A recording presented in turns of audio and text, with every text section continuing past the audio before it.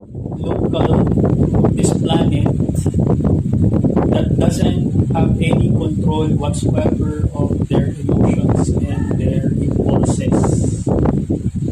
So they can be problematic as well. However, they have a soul. They still have the capability to ascend and descend.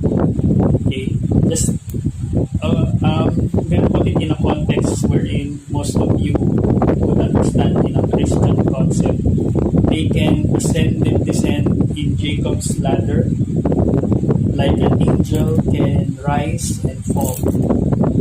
Okay, so I want you to understand that. Now, the artificial human, they don't have that capacity to rise and fall. All they can do is try to copy certain behaviors, certain. So the danger in that is if there are too many artificial humans that have propagated this reality in this planet, you have an entire mob of like soulless beings that can create havoc.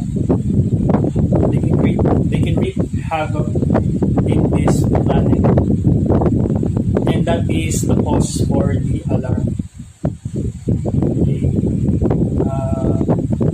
I'm pretty sure other divine beings like me have received this type of message, and most probably they'll be talking about it, or they're aware of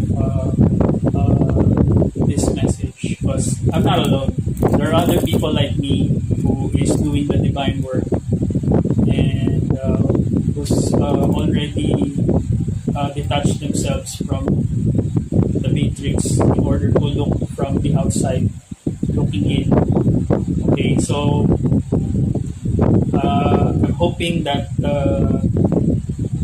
people like me out there, they're also being able to send that message out. Now, with what's happening in our current state,